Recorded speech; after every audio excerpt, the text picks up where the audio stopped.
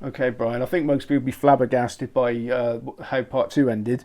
But we go back to horse racing, which probably most people that watch this are interested in. So, punters that do well, they can't get on, they get their accounts restricted, get closed, so they open other people's accounts. We've heard a lot about that from professional punters that I've interviewed. Now, then, what's your opinion on that for starters? And once those bets have been taken, regardless of who the actual origin of it is, should they be honoured? Of course, they should be honoured. Okay, there's got to be trust between a bookmaker and a customer, and that works both ways, which we'll come on to. But who's caused this problem in the first place? Okay, it's arguably because people can't get a bet. So if you're going to restrict everybody, and that's right from £5 stakes upwards, some people are therefore going to try and get their own back, and they're going to bet using other people's names. Okay, and as far as we're concerned, until there's a proper, and I mean proper, like the Victorian one, like the Queensland, New South Wales one, until there's a proper minimum bet law in this country, why should people not try to get round what is happening to them? Okay, because on the other side of the coin, if you wish to multi-account when you're losing, big style, you'll be allowed to multi-account. Don't worry about that. Okay, so again, it's double standards. It's not fair. If you can't get a bet on and you're trying to place a £25 bet at 10 to 1, it's ridiculous. Okay, and that has led to this mad situation that we're presently in, where, you know, the top pros and people who are working at it day in, day out, so not necessarily winning tens and tens of thousands, but they are winning. They spend half their life trying to recruit people to use their ID, etc., etc., etc. So the companies are spending a fortune on trying to identify these accounts. The customer is spending a fortune in time recruiting people. A minimum bet law will not solve it completely, but it changes the dynamic whereby at least the people who are willing to play fair will be able to get a bet on, whereas racing is losing lots of people who are potential losers. Okay, they have a good run, they get restricted. They have a good run at just backing horses at a bigger price than what their SP is, they get restricted. These customers in the medium term may be losers, and even if they're not, let's say they're breaking even, or they're not losing the required, I don't know, 7 to 10% or more that's expected for them to be value. It's not what it's about. Okay, you put the prices up, all right, you take the bets, honor those bets, and come up with some sort of scheme whereby the punter can perceive that you're playing fairly.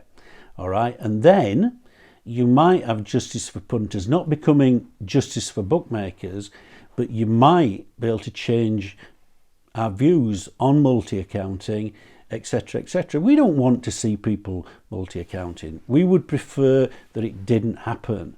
Okay, but if you're not playing fair in the first place, and let's not forget all the ID abuse that we've not, we have touched on it, but to enable you to close everybody down so quickly, we've proven, and we've now discussed it recently in a joint meeting with the Information Commissioner's Office and the Gambling Commission, that many large corporate bookmakers are breaking EU and UK privacy laws. So why should we show a great deal of sympathy if somebody decides to try and actually get round these systems? Because from what we've seen, the sharing of personal data in breach of privacy law is massive. And again, it's another thing that's been denied. So if you want us to change our position on that, we're perfectly happy to do. But you've got to go towards a minimum bet law, whereby then you can say to people, look, if you've been able to get on your chosen horse a liability of £500 all across odds checker, if you want more than that on, you're greedy. So maybe then we become Justice for Bookmakers. Right, I'm going to interject there. You mentioned greedy, you mentioned punters, and we got to say, I've worked on course for 25 years. I still see knockers walking around the racetrack now like they're king of the ring. Bookmakers quite rightly get a right old, lambasting from the Gambling Commission and from guys like you if they do something wrong. Should bookmakers be allowed to publish the names of known knockers so that other bookmakers don't fall into it? Because there's a lot of punters out there that don't play the game either. That's a difficult question. Okay, publishing people's names, I would think you are going to fall foul of the law there. If they paid up, they wouldn't be published. Correct, but I would think that the Information Commission's office are not going to take kindly to that. Do we support punters who don't pay? Do we support punters who break the law? Of course we do not. Okay, of course we do not. And we would, like I just said earlier, if the large corporate bookmakers decided to move away from their practices of removing all risk from their processes, treating customers fairly, we would go away. I would never sit here and say we would be campaigning for bookmakers, but we will never support punters not paying. We will never support punters doing illegal things. That's not what we're about. Like I've said all along, we are about fairness, and that is fairness on both sides. So do you ever get punters that come to you that are trying it on and looking for your support? Absolutely we do, yeah. And I would think over the 20-month period that we have been taking cases, I would think we've definitely had 2 to 3 occasions where there's been a group of people who have been, let's say, trying the same scam on. All right, now we can never be 100% certain whether somebody's been upfront or not, but we have a policy. If we're worried about something, we will send an email saying to the person, we don't know which way this dispute's going to go, we only have your side of the story. So, but we do have concerns about what you're talking about. So you need to think about it. You maybe use Resolver, that doesn't work. You use an ADR, probably IBAS, but not always these days. It can be eCogger and others. That doesn't work. So you're then left with a court of law. Would you stand up in a court of law and defend what you've put in this email to me? Because if you won't, you need to stop now. And to be honest with you, that appears to get rid of most of the more dubious things that we get.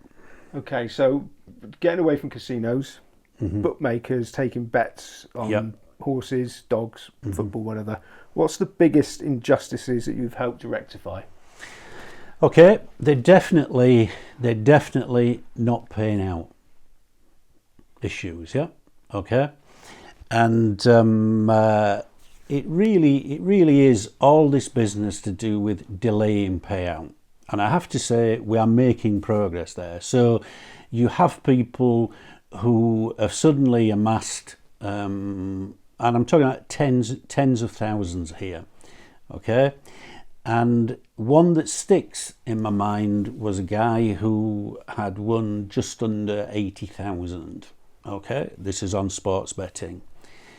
And all of a sudden, he gets this email saying, we have decided at our sole discretion, so we're back to terms and conditions again, at our sole discretion, illegal term and condition, that we suspect, so you're not actually saying he has done this, we suspect that you are part of a group of people working together. So you go back and say, where is the evidence for this? It's at our sole discretion. We don't have to provide that evidence. Wrong again. Okay?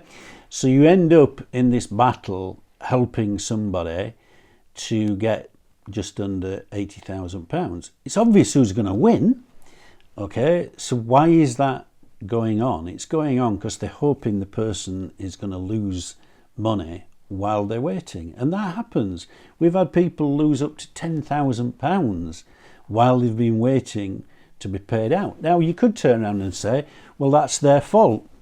No, it's not their fault. Well, it is their fault for doing it, but they should have been paid out. And I'm absolutely certain that if they chose to take that to a court of law, that they would get that money repaid, because it's ridiculous. You can't just make things up. You can't just say you are part of a syndicate or you are part of putting money on with somebody else if you're not willing to put that evidence forward.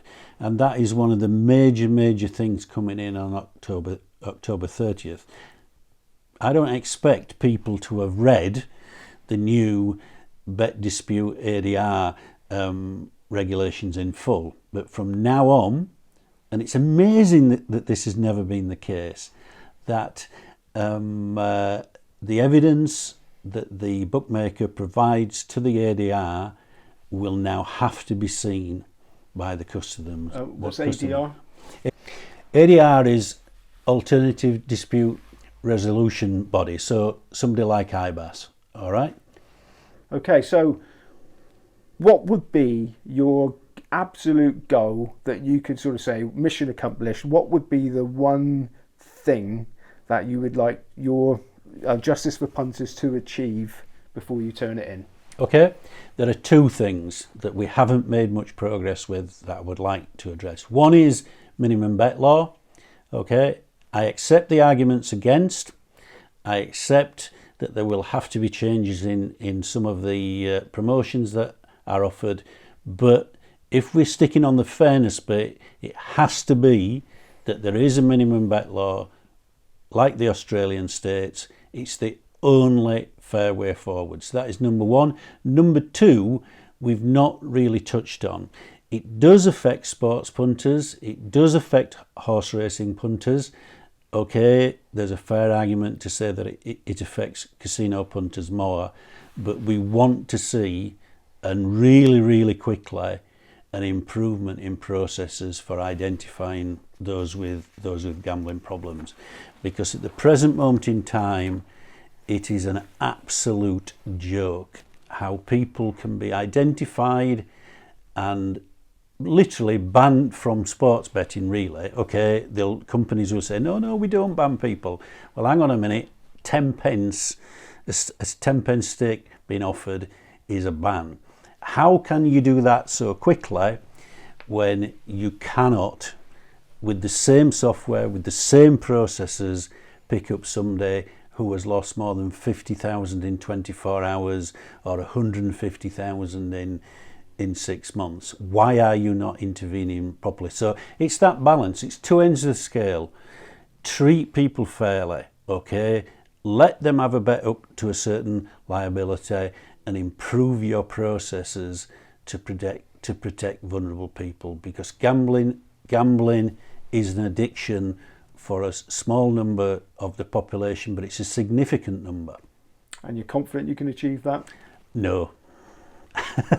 we are trying, okay? We're giving our time for free. We don't even take expenses, all right? Let alone fees. So we're giving our time freely, and I just hope that people can get from what I've explained here of what makes up the main group of people from Justice for Punters. We're not doing it for ourselves. We're not professional gamblers, okay? We are trying to make a market which has got out of control, and I think most of the companies recognise that now by some of the talk, the PR, not all PR, but the talk that's coming out of the companies over the last 2 to 3 months. They recognise that the game is up, okay, and they're going to have to treat people more fairly. Right, and on that note, Brian Chappell, thank you very much. Thank you.